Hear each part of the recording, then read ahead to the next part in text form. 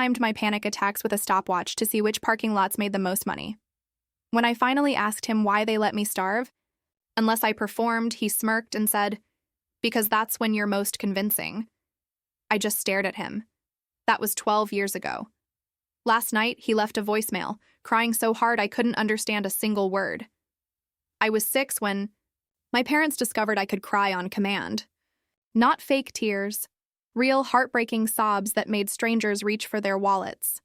They'd been living off expired food bank donations and whatever change they found in couch cushions.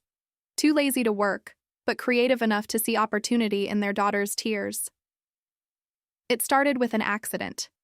Mom had dragged me to the grocery store, and when she couldn't afford milk, I began to cry from genuine hunger. A stranger handed her $40. I watched my mother's face change, like she'd discovered buried treasure. That night, she practiced pinching my arm until I cried on cue, again and again, cigarette dangling from her lips. By 7, I didn't need the pinch anymore. I knew my cue. When Mom cleared her throat twice, the tears would fall. They trained me like a circus animal, except my trick was genuine despair I could summon at will. Dad would tie me to his phone. 30 seconds to full sob, he'd announce proudly. That's my girl. The rules were simple but absolute. Never use the same store twice in a month. Always wear the same stained pink dress. My work uniform that Mom carefully maintained to look pitiful, but not suspicious. Look strangers in the eye when crying, but never speak unless asked a direct question.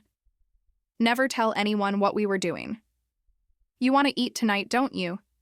Dad would say, counting bills on our mattress on the floor. This is your job.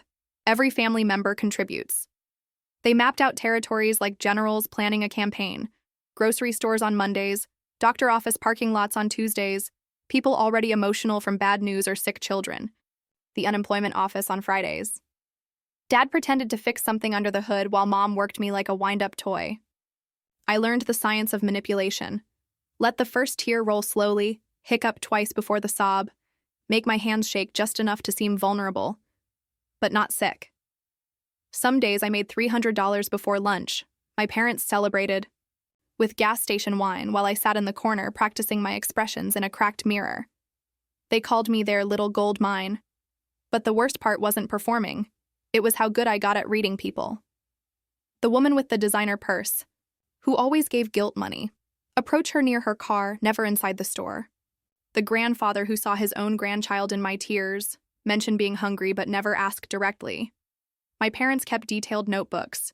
Tuesday's suburban Target, 127 seconds. Thursday's Medical Plaza, 245 seconds. They experimented with props, but nothing worked better than my tears alone. Pure talent, Mom would say, ruffling my unwashed hair. School became an afterthought. I missed so many days that teachers stopped asking. When I attended, I'd fall asleep at my desk, exhausted from morning shifts. Other kids talked about weekends, at the park or movies. I counted money in my head, calculating which parking lots we hadn't hit this month.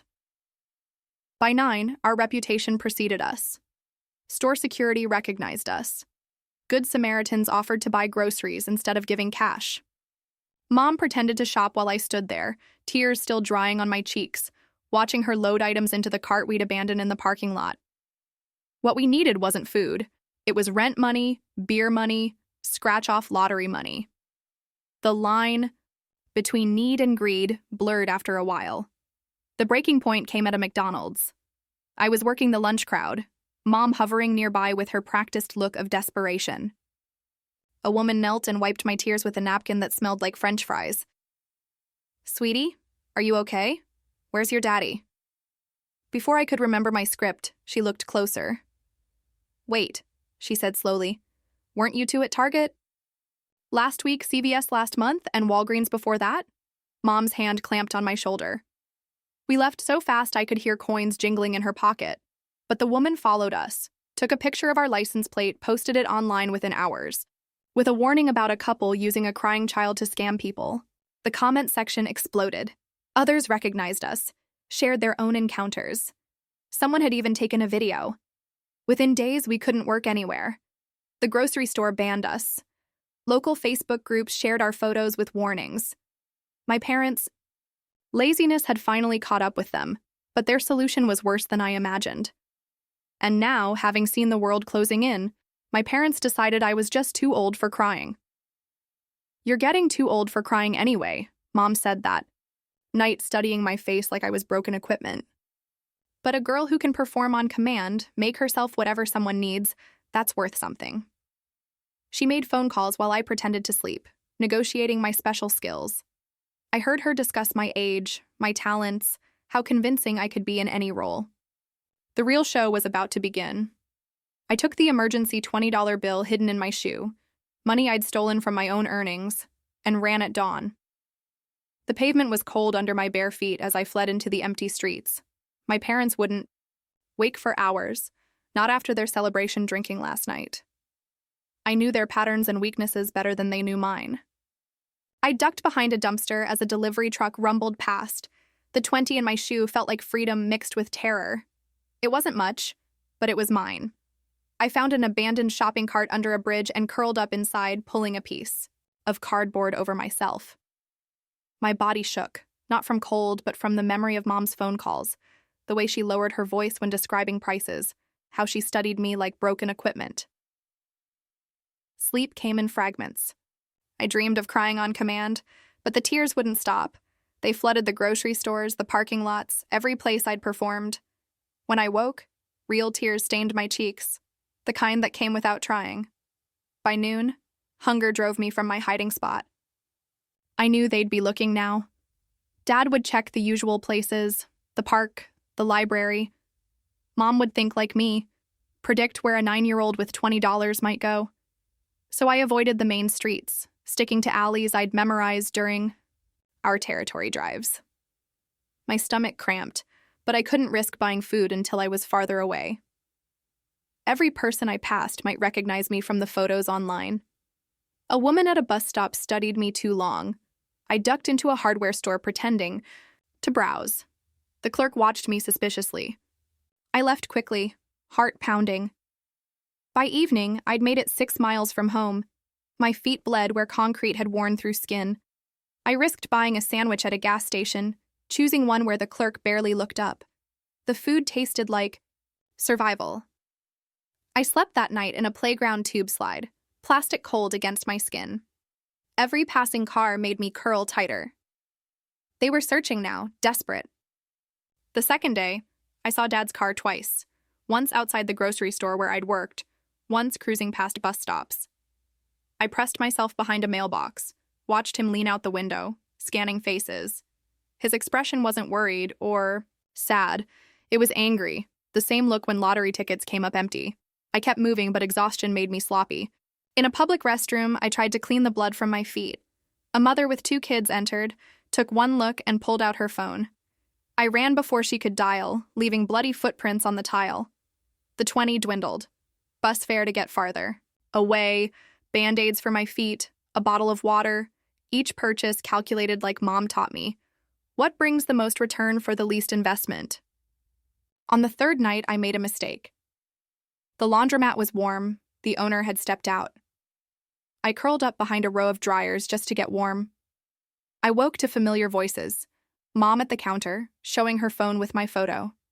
I couldn't hear the words, but I recognized her performance. The concerned mother, the desperate parent. I crawled between machines, eyes fixed on the emergency exit 20 feet away. Then Dad's shadow fell across the doorway.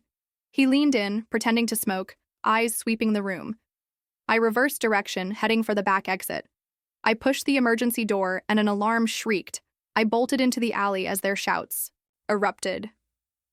Dad's footsteps pounded closer. Mom called my name with fake sweetness. A fence blocked the alley's end, too high to climb with bleeding feet. I turned to face them, trapped like the child I was.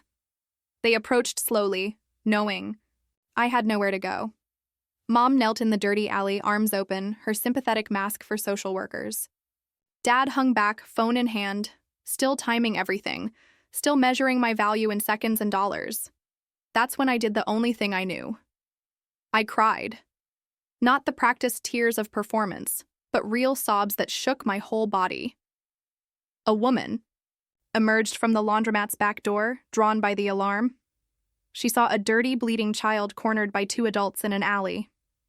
Mom's mask slipped for a second, long enough for the woman to see the truth. Dad backed away, hands visible, trying to look non-threatening. But they taught me too well. I read people. This woman reached for her phone, not to offer a handout, but to call for help. My tears this time were real, and that made the difference. She sat beside me in the alley and waited, while my parents' car circled the block, while the alarm finally stopped, while I decided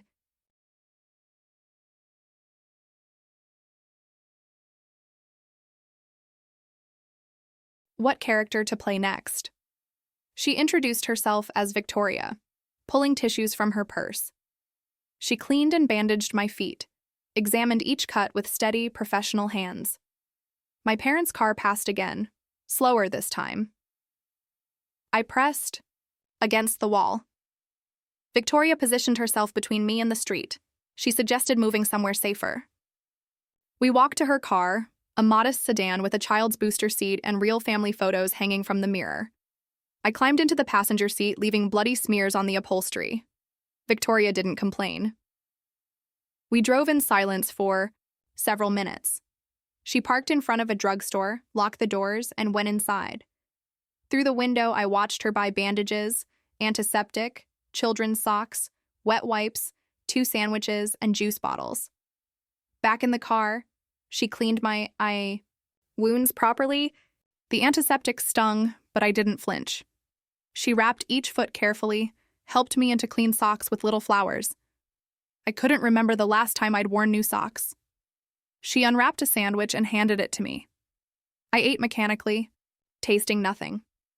She asked where I lived, if I had somewhere safe to go. I gave vague answers. Trust was a luxury I couldn't afford. Her phone rang. She glanced at the screen, frowned, and answered. I heard her mention she was with a child who needed help. When she hung up, her expression had changed, more alert, more careful. She worked at a community center that helped families in crisis. She explained I could stay up to 3 days without parental contact if I was in immediate danger. After that, protocols would kick in. The community center was a converted house in a strange neighborhood. Victoria parked in the back, away from the street. She led me inside a secured door. The interior smelled like coffee and cleaning supplies. Children's drawings covered one wall. A donation box sat half full of canned goods. Tori, a younger woman with paint-stained jeans and tired eyes, met us. They showed me to a small room with a single bed and a window overlooking the parking lot. Sheets were mismatched but clean. A towel, toothbrush, and toothpaste lay folded on the pillow. Left alone, I checked exits, memorized the layout, stairs at both ends, emergency doors, windows I could reach. I counted 3 ways out if things went wrong. The shower was heaven. Hot water washed away 3 days of dirt, blood, and fear. I watched the pink dress swirl down the drain. Clean clothes waited on the bed. Jeans and a cartoon t-shirt. Too big, but soft. The pink dress lay crumpled in a corner. I kicked it under the bed. Good riddance. Downstairs, Victoria, Tori, and the center's director, an older woman with gray hair, sat at a kitchen table with mugs of coffee. They offered hot chocolate and cookies. I ate them anyway. The director asked if I felt safe talking. I shrugged, offering half-truths. Ran away from home. Parents were difficult. They spoke quietly, planning longer-term solutions. Foster care was too complex. Extended family didn't exist. The 3-day grace period neared its end, and paperwork would create a trail back to my parents. By lunchtime, I decided to leave. After dinner, I crept downstairs while the house was quiet and stole $10 from the donation box, leaving 5, because even desperation had limits. With the backdoor code memorized, I slipped into the night air, the center sleeping peacefully behind me. First stop, the laundromat alley. I retrieved the torn pink dress from under the dumpster, not to wear, but to carry proof of what I'd escaped. I folded it carefully and tucked it inside my jacket. Then I walked to the bus station. $10 would get me partway anywhere. At the station's ticket machine, I fed in crumpled bills and selected the farthest destination I could afford. The machine spat out a ticket for a place I'd never heard of. Perfect. While waiting, I changed my appearance in the restroom. Hair under a baseball cap, jacket inside out. Small changes to buy time when my parents came looking. The bus arrived as dawn broke. I chose a seat in the back and watched the city shrink behind me. Each mile felt like a small victory. As we barreled down the highway, I dozed fitfully, jerking awake at each stop to check for familiar cars. By afternoon, my ticket had run out.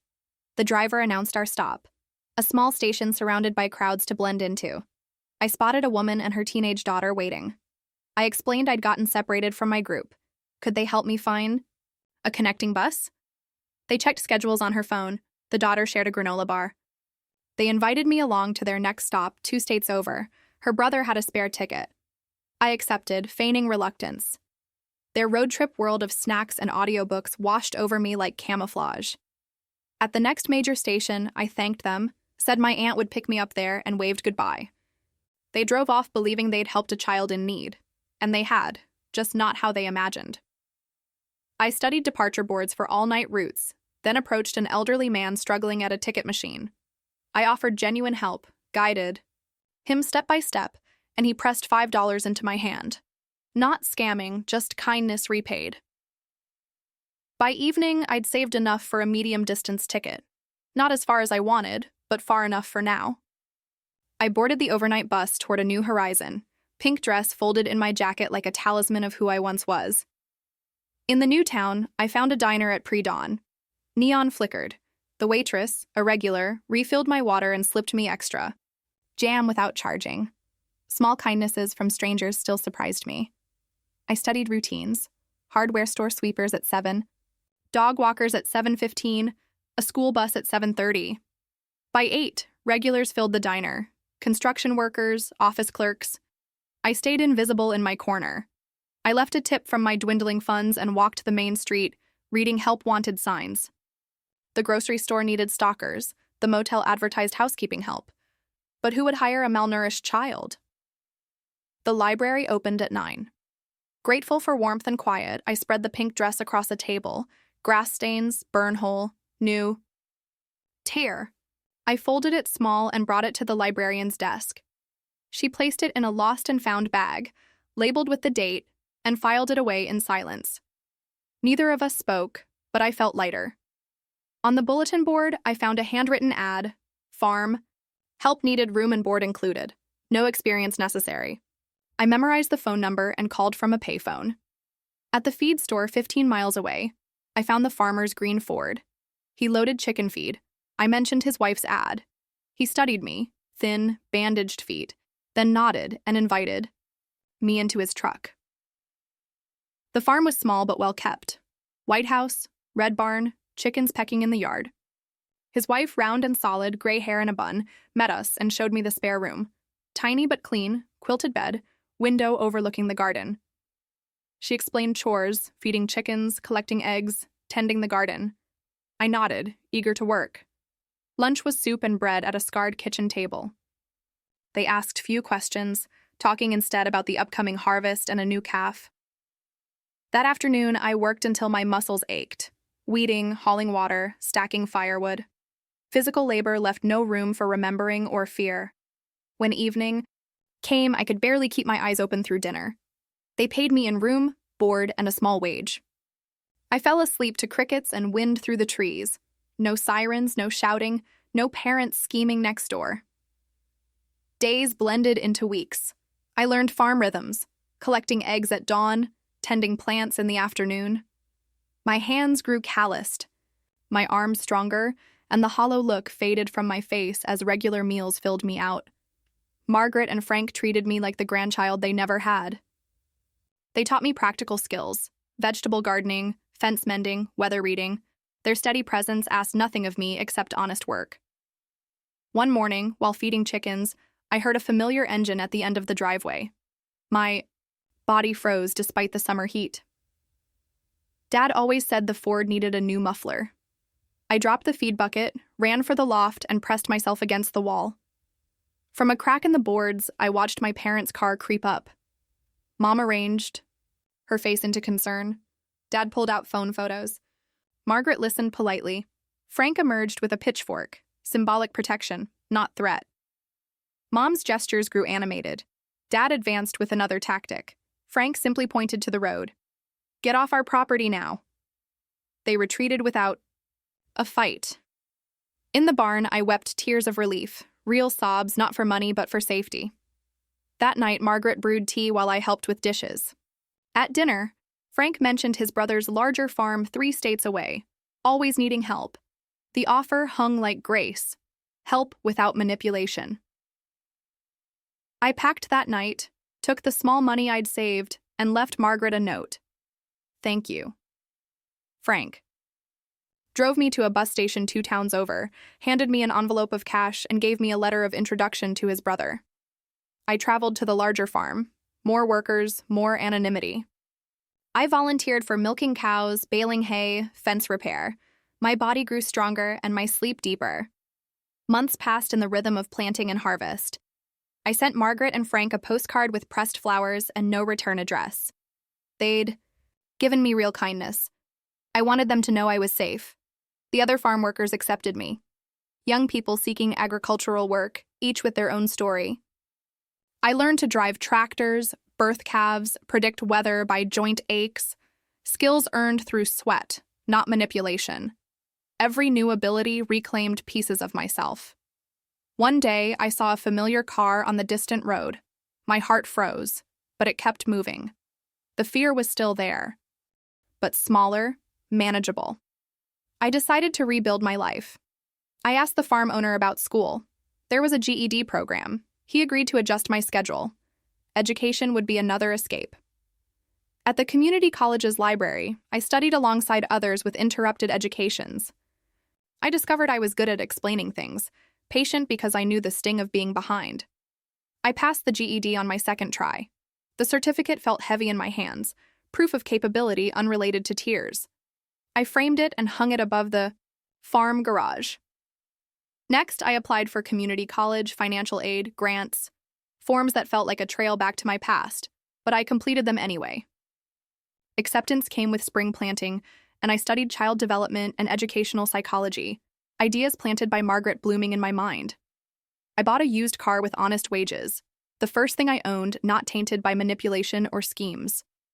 I drove to campus with the windows down, feeling something like freedom.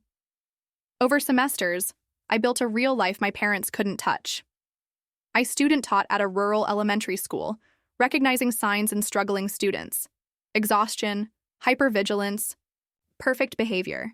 I created safe spaces, snacks for the hungry, quiet corners for the overwhelmed. Graduation brought terror, background checks, official records, but I'd built enough of a real history. References vouched for me. I accepted a teaching position, 3 counties over, a balance of distance and connection. In the classroom, I taught reading, writing, and arithmetic, and that each child was more than their circumstances. That education opened doors. That kind adults existed without conditions. Years passed. A master's degree earned through night classes, a small house filled with books and plants, former students graduating and showing me their diplomas. We never spoke of their pasts, but understanding passed between us. Parked on my kitchen table was Victoria's photo, proof that one genuine moment of kindness could ripple into countless others. The pink dress remained filed away in a library basement, a relic of who I once was.